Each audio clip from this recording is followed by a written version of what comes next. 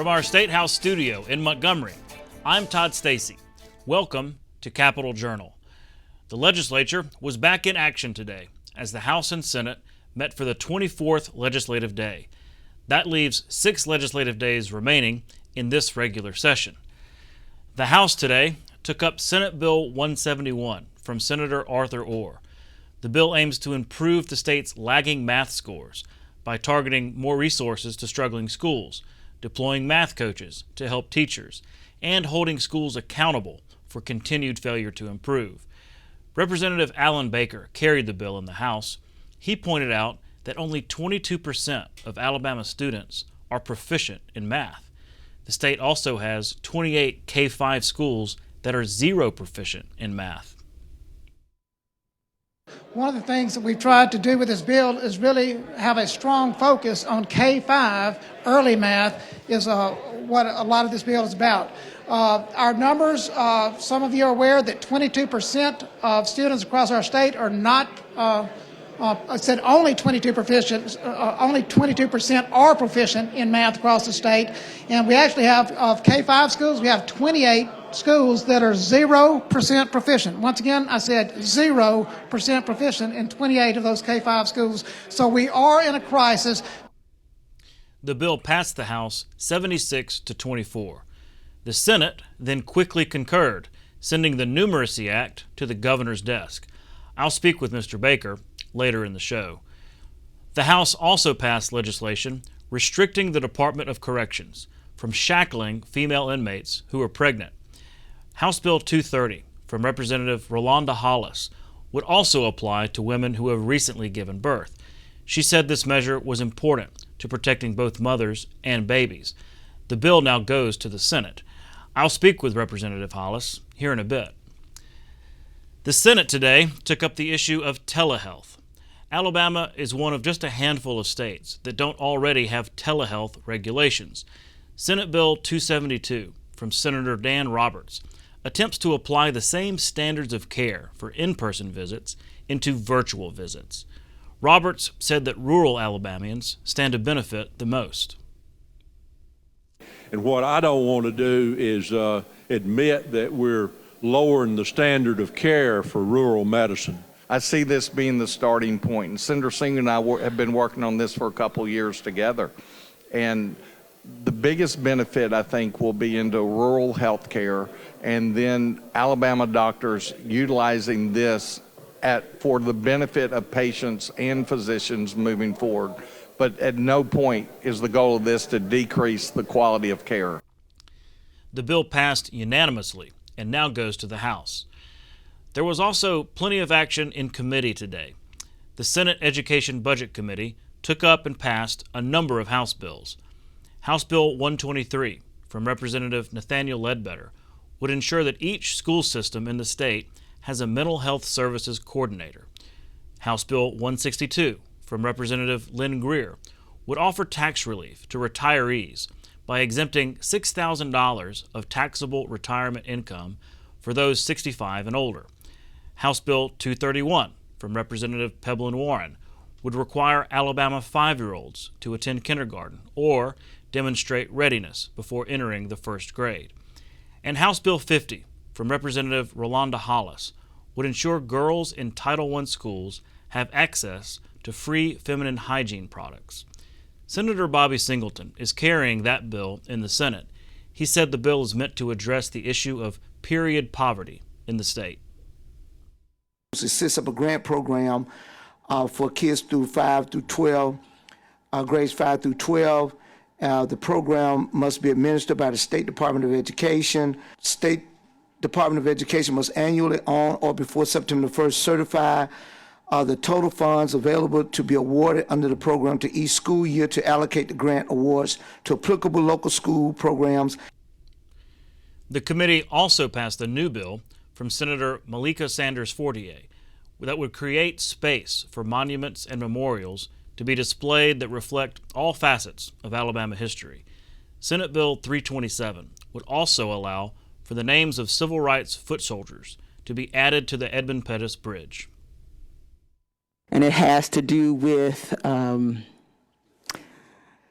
embracing all of our history, embracing all of the memorials, and making space for new ones with a statewide campaign about healing our history. So rather than saying, oh, we should have this kind of memorial or that kind of memorial, that we embrace it all and we make space for it all so that we can learn together, we can share truth and love for the sake of progressing our state is essentially the idea. All of these bills now go to the full Senate.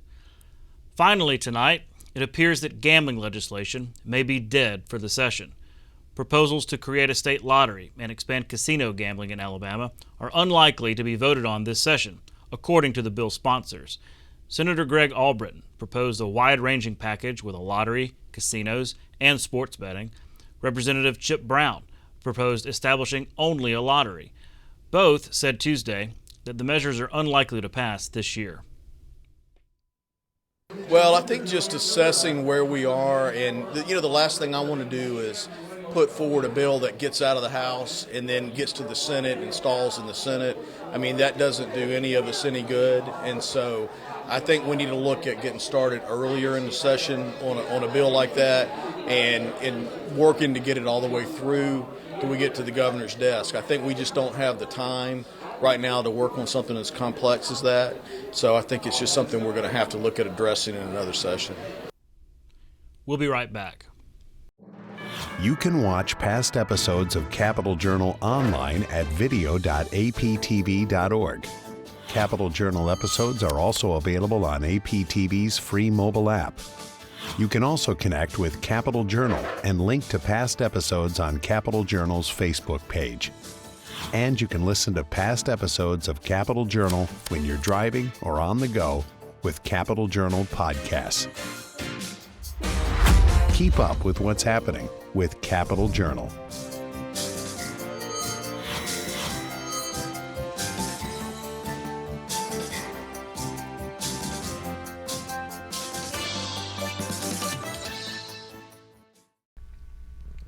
Next, I'm joined by State Representative Alan Baker from Brewton. Mr. Baker, thanks for coming on the show. Glad to be with you, Todd. Thank you so much. You had really one of the top bills on the House floor today.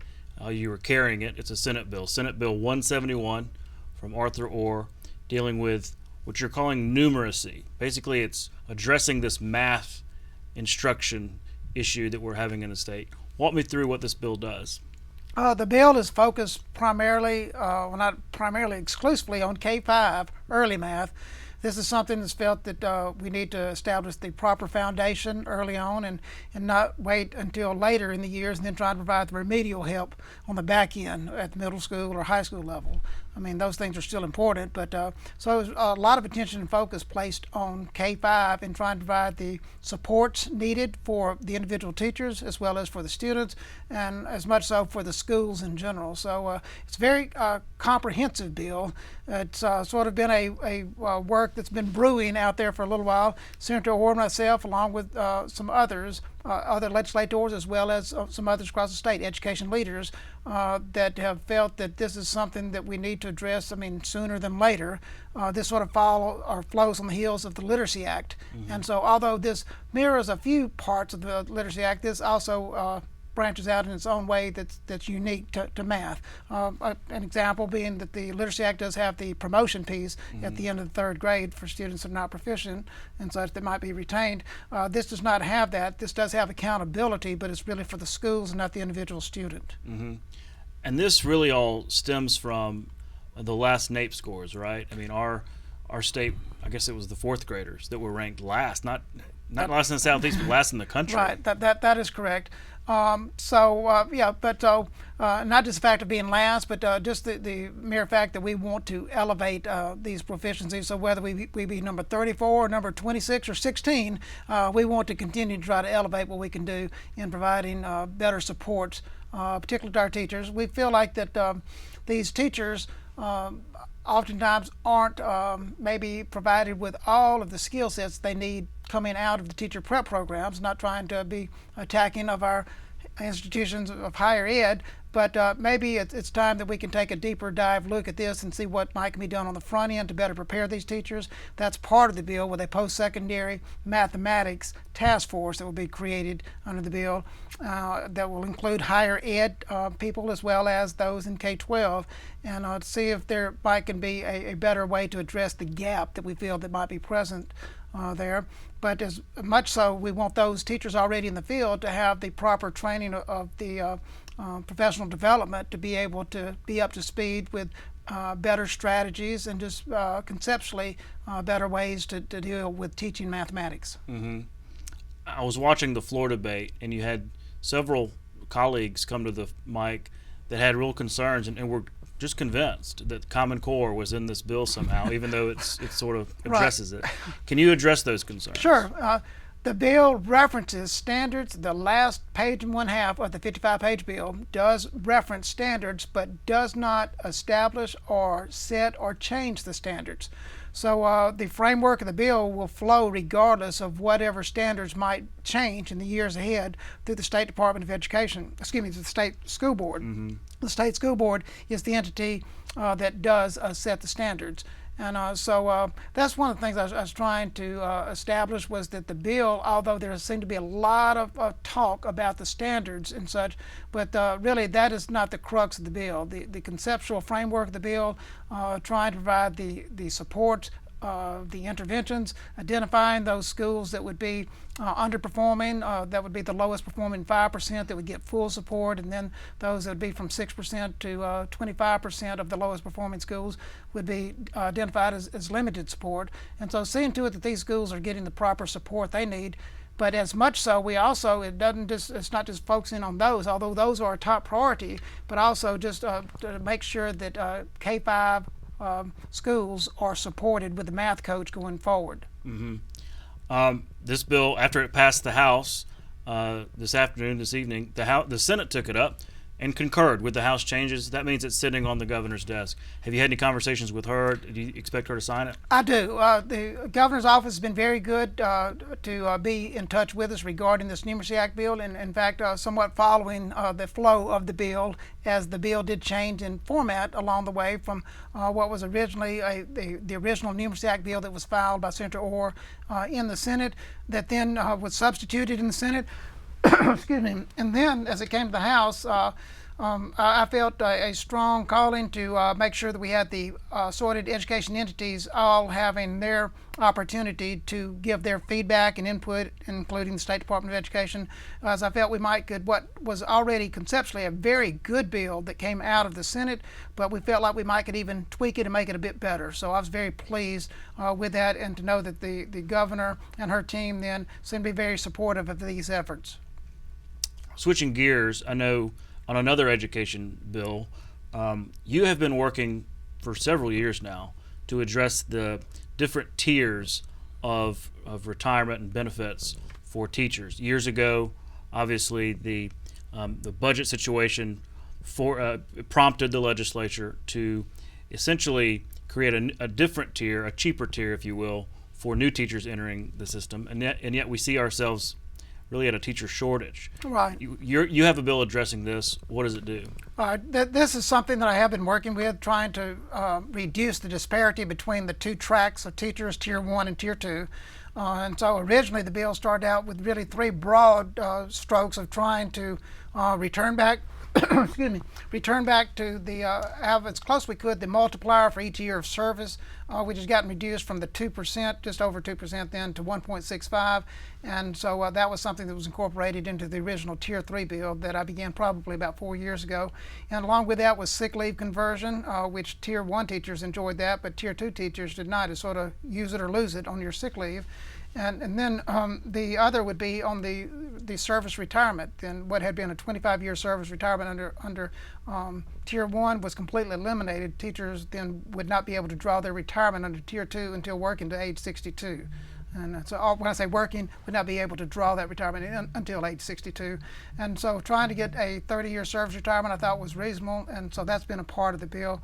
Last year, the sick leave conversion was something that did move forward, but the 30-year service retirement was stripped out of the bill. So as I had every intent to try to continue to pick up the piece of that and return with that this year, which I've done. And so it's up in the Senate. It passed unanimously out of the House, but now is up in the Senate, and so is expected to be a part of the committee, the Education Budget Committee up in the Senate tomorrow.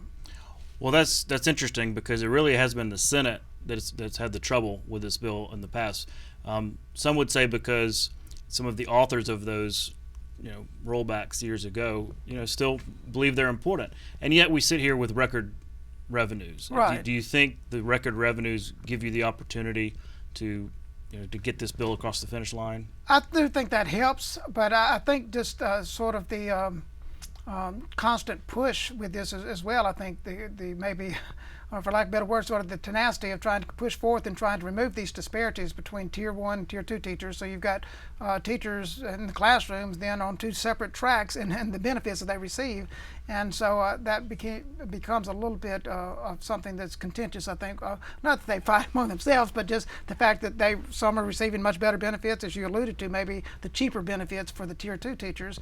And so with that, anything we can do to reduce that, I think would be very important. I think there are those senators that trying to be fiscally responsible, and there are those that want to sort of equate the private sector to such as state employees or the education employees. And to me, it's a little bit two different sort of worlds there, apples and oranges, in regards to the type of work. I'll give a great example in regards to there are three professions that oftentimes are awarded some type of service retirement and not having to work until such as age 62, and that would be such as the military, or you've got law enforcement, and as well as education. So these oftentimes have somewhere around a 25 or 30-year retirement, and it's because I think of the unique demands of those particular positions, the work that's performed in each of those, even teaching. There are those that think that teaching, okay, summer's off, and they think of it maybe an 8 to 3 job, and they don't understand, unless they actually live with a teacher or been a teacher, then all of the extra hours is part of the work associated with being an effective educator. And so it's where it becomes, I think, quite sort of wearying on the body, and not just the mind, and also for these to be effective after maybe 30 years and maybe trying to go for 40 then, and not those, there are some that can do it well beyond that. But I think that with police officers as well as military and also with teachers, I think they're very deserving based on the work that they perform of having that opportunity for at least a 25 to 30 year service retirement. So for the educators, don't feel like we can go back to the 25, but the 30 year I think is attainable. So you've got a pay raise coming this year, maybe this tier, changing the Tier 2 benefits. I know you've got a teacher certification bill.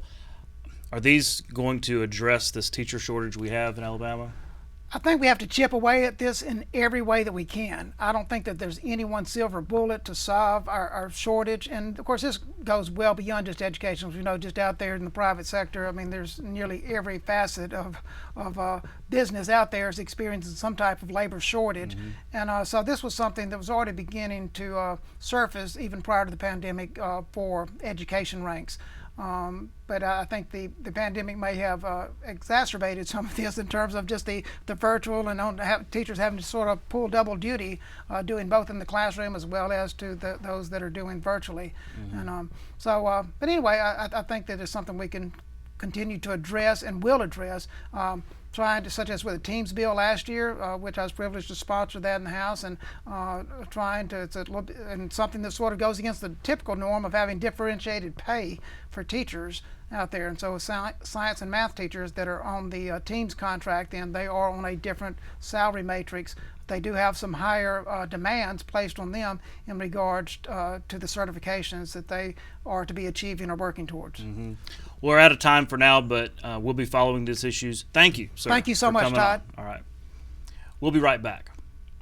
You can watch past episodes of Capitol Journal online anytime at Alabama Public Television's website, aptv.org. Click on the Online Video tab on the main page. You can also connect with Capitol Journal and link to past episodes on Capitol Journal's Facebook page.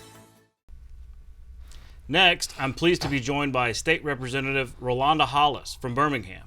Ms. Hollis, thanks again for coming on Capitol Journal. Thank you for inviting me, Todd. Well, there's a reason I did. You're moving legislation here in the home stretch of the legislative session. Your bills are moving. I want to talk about two bills. First was actually up in the Senate. That is House Bill 50. This deals with addressing period poverty. Y'all passed it out of the House. You came on and talked about it. Now it's up through a committee in the Senate. So here in the last really 2 weeks of the session, your bill is moving. Yes, Senator Bobby Singleton passed it out of committee this morning, and Senator Linda Coleman will pass it in the Senate, and hopefully like yesterday. So we're excited, and we're waiting on that bill to pass out, and hopefully that it'll come out and be signed by the governor and become law. And we have so many young females that's really, really waiting on this bill to pass, and it's just heartwarming when I see young females, come out and see me and visit in the schools to say thank you, and that it's much needed, and that, I'm that girl, and thank you for bringing it, the products to the school, and thank you for making a way where we can have the products. Mm-hmm. Yeah. Well, yeah, let me back up and ask you to just kind of walk me through what exactly the bill does. What the bill does is it prevent period poverty within our schools. It would provide feminine hygiene products, tampons, pads to females from 5th grade through the 12th grade at no charge. So that's and what these are for Title I schools, so yes, it's really absolutely. Targeting yes. the true yes. poverty. Because doing the surveys, we found that they were the most schools that were without the products. Mm-hmm. Yeah. Is there any? Do you sense any changes being made, or have you talked to the governor's office? Are you confident that it'll get full passage? I'm believing in God that it is going to pass, and I think that with educating, especially men, they see the need, and with so many people talking about it, and it's nationwide that it's a need. Okay. I now have people that's contacted me from parts of Africa saying, thank you, and they want me to come there, to help, bring those products and everything. So I feel good about it, and I'm just believing that it will go through, and because it's for a good cause, and our young women need those products. Switching gears, you passed a bill out of the House today, House Bill 230. This has to do with incarcerated women who are pregnant or who have just given birth, and restricting the Department of Corrections from shackling them. Yeah, belly chaining and shackling. And I had a young lady to come to my office before we went to the floor, and she told me her story. Her name was Nicole. She spent 18 months in Tutwiler. And she was saying thank you for the bill, and I'm gonna try not to get emotional. She was pregnant with twins. They had her belly chain and shackled, which means that you're like this and your legs, and she was walking down steps, and she lost her balance. And if it was not for a female cop that caught her, she could have lost her twins. So that was an example to show that, when you're pregnant, it's about the health and safety of the baby. And that's what this bill is about. And for women that's pregnant, suspect that they're pregnant, they got 72 hours, to do a pregnancy test. And if they're pregnant, then we're asking not to shackle or belly chain the women. And also when they're giving birth, not to handcuff them to the bed as they give birth. And then when they had a baby, women go through what they call postpartum. And during that time, not to make them cough or cough or I can't think of it. But anyway, not to be shackled, not to have to cough and go through the process that they go through. I see. So the young lady was also telling me about that process too, after she had just had a baby, and they asked her, to squat and cough. I see. Or squat or cough. And she was still doing it in that postpartum process, which she was still bleeding heavy and all of that. So, and that's a very critical time, for a mother, when she's just had a baby. We've only got a little bit of time left in the session. Yeah. Do you think there's enough time for that bill I to hope get over? so. That bill went straight up to Senator Bobby Singleton, and he's gonna handle it in the Senate. So okay. we hoping that he can get it through for us. Well, we'll be watching. Thanks so much for taking the time to come down here. And thank you for asking me. Yeah. All right. We'll be right back. James Withers Sloss started the Sloss Furnace Company in 1880 to take advantage of the mineral wealth of the Jones Valley. He built Sloss's first blast furnace the following year. A second furnace soon followed, and Sloss Furnaces produced 24,000 tons of iron in its first year of operation. Sloss Furnaces was an industry leader in innovation and design. Its superintendent of construction, James Pickering DeVell, led Sloss through a period of modernization in the 1920s that resulted in Sloss becoming the second largest producer of pig iron in the Birmingham district. A slump in the iron market took shape in the 1950s. Business began to decline, and pig iron was basically obsolete by the 1960s. Higher pollution standards finally closed the furnaces in 1970. In 1981, Sloss Furnaces was designated a National Historic Landmark and today hosts events, concerts, and a metal arts program. The site continues to stand as a testament to Birmingham's industrial past.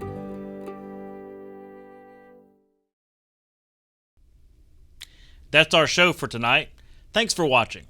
We'll be back tomorrow night at 10:30 here on APT for more coverage of the legislative session. For our Capitol Journal team, I'm Todd Stacy. We'll see you next time.